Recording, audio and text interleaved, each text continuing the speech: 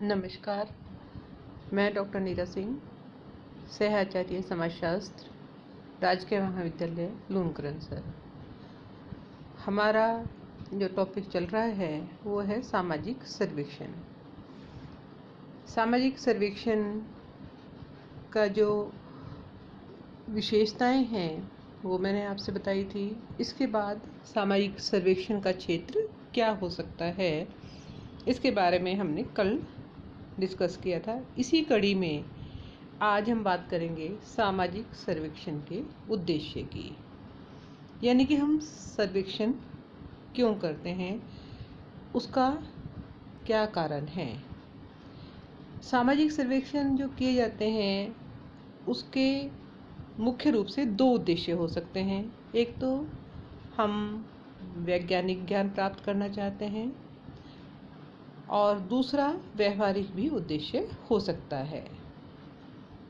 तो इस तरह से हम ज्ञान प्राप्ति, समस्या का कारण, उसका निवारण या समाज सुधार योजनाओं को लागू करने के उद्देश्य से भी सामाजिक सर्वेक्षण किए जा सकते हैं।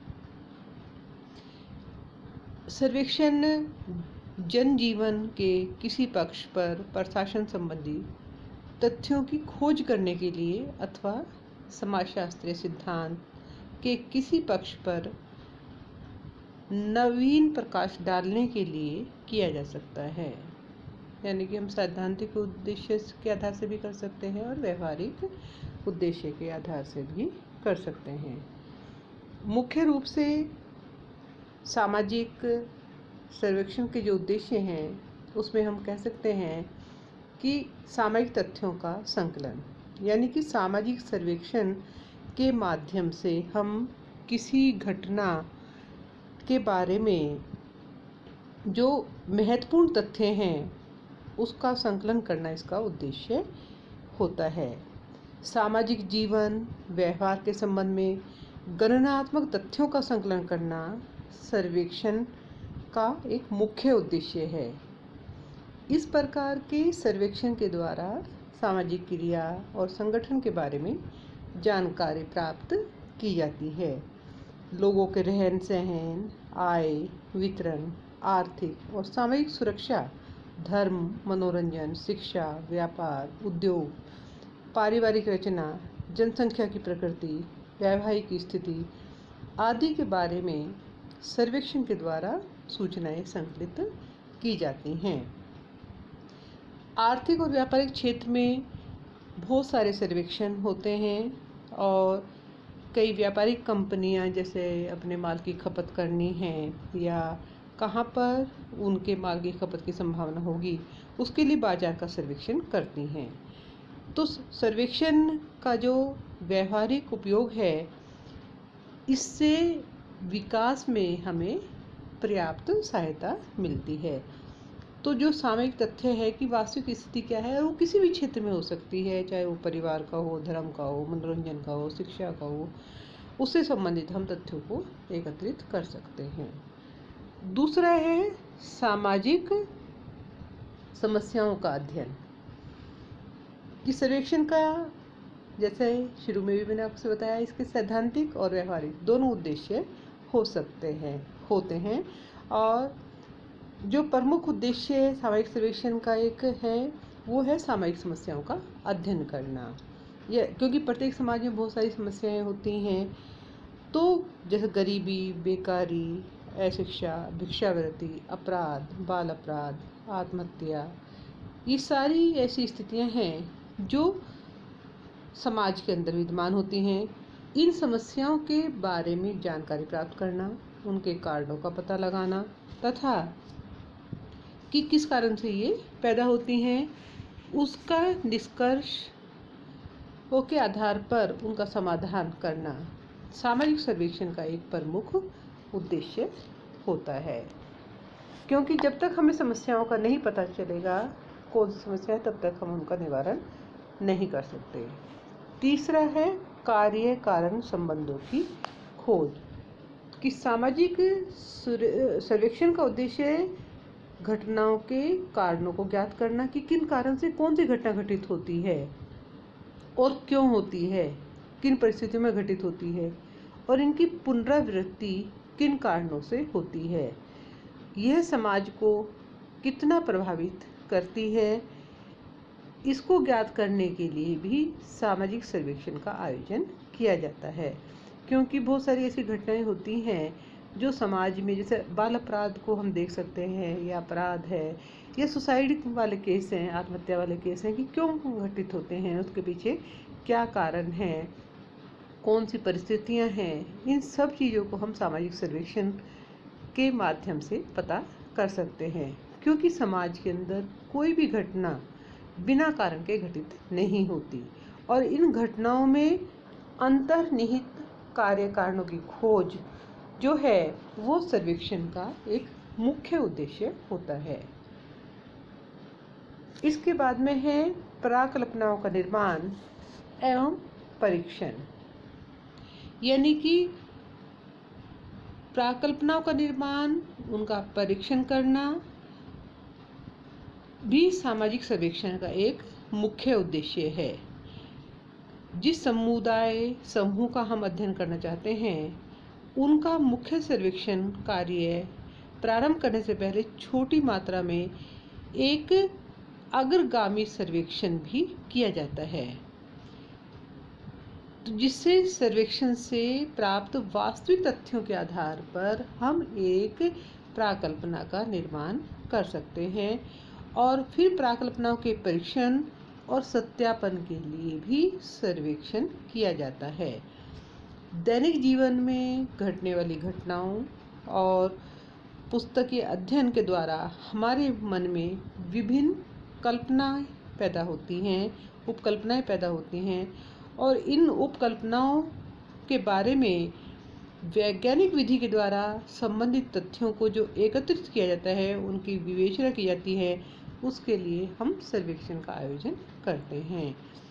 यानी कि इसमें जो भी हमें वास्तविकता का पता लगाना है, यानी कि एक प्राकल्पना क्या होती है, एक पूर्व विचार जो कि तथ्यों के ऊपर आधारित होता है। ये तथ्य कहाँ से मिलते हैं, सर्वेक्षण के माध्यम से मिलते हैं या किसी हमारी पुस्तक के माध्यम से मिलते हैं। तो उसके आधार पर हम उनकी जांच करने के लिए भी सर्वेक्षण का आयोजन करते हैं और उसके द्वारा हम वास्तविकता का पता लगाते हैं। इसके बाद है सामाजिक सिद्धांतों की पुनर्परीक्षा। जो सिद्धांत निर्मित किए जाते हैं अनेक विद्वानों के द्वारा, क्योंकि समाज परिवर्तनशील है, गतिशील है, जो चीज़ें आज हैं वो कल नहीं होती, उनमें परिवर्तन आ जाता है। क्योंकि जो भी व्यवस्था से, समाज व्यवस्था से संबंधित बनाए गए सिद्धांत हैं, वो वर्तमान और भविष्य के समाजों के लिए भी उतने ही सही हों जितने वो पहले थे, ये जरूरी नहीं है। तो उनका बार बार परीक्षण और पुनर्परीक्षण की आवश्यकता होती है। समय के साथ साथ अनुसंधान के यंत्र और प्रणालियों में भी सुधार होता रहता है। पुराने सिद्धांतों को नवीन अध्ययन प्रणालियों के आधार पर जांचने की आवश्यकता होती है। यही कारण है कि कई सर्वेक्षणों का आयोजन प्राचीन सिद्धांतों और नियमों का सत्यापन करने के लिए किया जाता है। तो सामाजिक सिद्धांतों की पुनर्परीक्षा भी सर्वेक्षण का एक मुख्य उद्देश्य है। उसके अलावा सामाजिक घटनाओं का वर्णन क्योंकि सामाजिक सर्वेक्षण का जो उद्देश्य है पूर्णतः वर्णनात्मक हो सकता है, जैसे सामाजिक दशाओं से संबंधित व्यवहार का अध्ययन। कई बार क्या होता है, सर्वेक्षण किसी विशिष्ट उद्देश्य को लेकर नहीं, बल्कि केवल एक सामाजिक घटनाओं के वर्णन के लिए किया जाता है, यानी कि कोई घटना क्यों घटित होती हैं। अधिकांश जो सरकारी सर्वेक्षण का आयोजन है वो सामान्य सूचनाओं के संकलन के लिए किया जाता है। इस प्रकार के सर्वेक्षणों की जो रिपोर्ट है और आंकड़े हैं वो समय समय पर प्रकाशित होते रहते हैं।